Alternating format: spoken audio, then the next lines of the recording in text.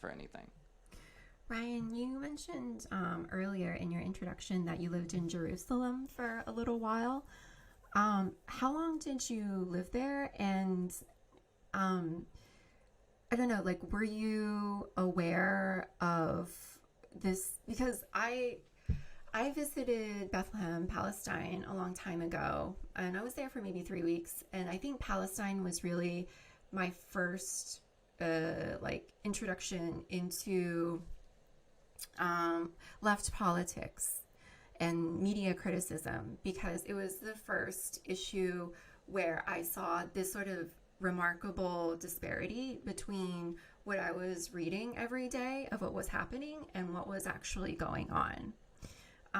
So did you know about that beforehand, or, like, what were some of the like disparities that you saw when you were there? Yeah, no, I totally agree with you. That was one of the main Mm-hmm. things that kind of pushed me over the edge as well, seeing how inaccurate the media coverage was and how it distorted the reality on the ground. I was there in 2018 when Trump moved the embassy to Oh, Jerusalem. I yeah. was there for 6 months, Mm-hmm. and during those 6 months, the embassy was moved. I was at the protests outside of the embassy, and um, it was totally violent. The Israeli forces just unleashed like a really horrific level of brutality onto the protesters the second that Palestinians showed up to the protests. There were some internationals and then some um, left-wing Israeli Jews there, but then the Mm-hmm. second Palestinians stepped foot in the area, they stormed the crowd. Mm-hmm. Um, but that same day, or maybe it was the day before, uh, it was the deadliest day of the Great March of Return in Gaza. So that started when I was there, but Wow. it peaked on May 14th of 2018, I believe, and that's when Israeli snipers murdered 65 Palestinians, I think, on that day alone, and injured over 1,000. And then the next day, I saw a headline, I think, from the New York Times, I think from a range of these outlets that described it as a clash. No Israelis were killed, no Israelis were injured, and just dozens of defenseless Palestinians were massacred, killed in the massacre. And I just think that, yeah, it's so representative of how these media outlets are arms of the U.S. empire.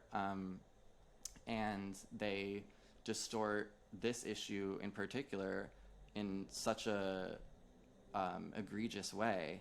Mm-hmm. But they also distort other issues around the world, like Venezuela or Bolivia or China, Mm-hmm. um, all to because they function as these propaganda wings and because they're invested in U.S. imperialism. But definitely being on the ground in Palestine. I mean, I was also like going to little villages in the South Hebron Hills, in like the southern part of the occupied West Bank, Mm-hmm. and we would go to these villages, and unfortunately, they have to rely on like international solidarity activists to show up for them.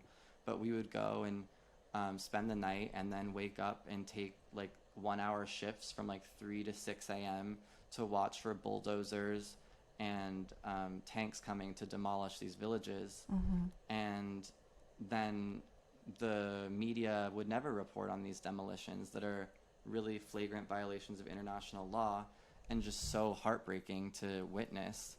And I can't even imagine living your entire life just in limbo, not knowing. Yeah. I had one person that I met there in one of those villages in the South Hebron Hills said that he one time woke up to a bulldozer like hanging over his home. And these homes, Yeah. I mean, his village had been demolished 8 times already. So these homes are just like trailers, and then if they're not trailers, they're like made out of scrap wood. Mm-hmm. So that's what we're talking about. They're not like the settlements there are like developments in the U.S. Like they're homes that are like, they have air conditioning. Some Yeah. of them have swimming pools, and they look like what we in the U.S. know to be homes. But Yeah, these they look like Palestinian homes, suburbs. Yeah. exactly. Yeah. But these Palestinian homes are like, because they have been demolished over and over again, they're not like complete structures really. So it's just, the disparity is so chilling, and the fact that the media insists on both sidesing this, the ongoing colonization of Palestine is so disturbing. Yeah. Yeah. Erica, do you do reporting on Palestine as well?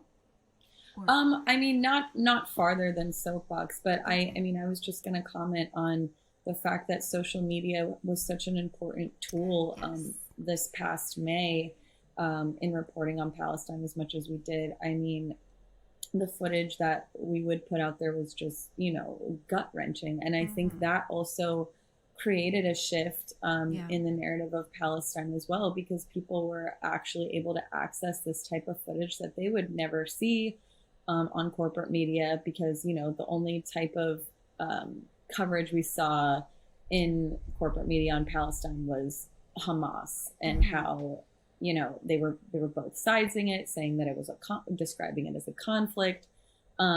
So I was really happy to be able to be a part of this when this occurred this last time, because, it's so easy for New York Times and for the Washington Post to just dilute it with nuance and both sidesing every aspect of it. Yeah.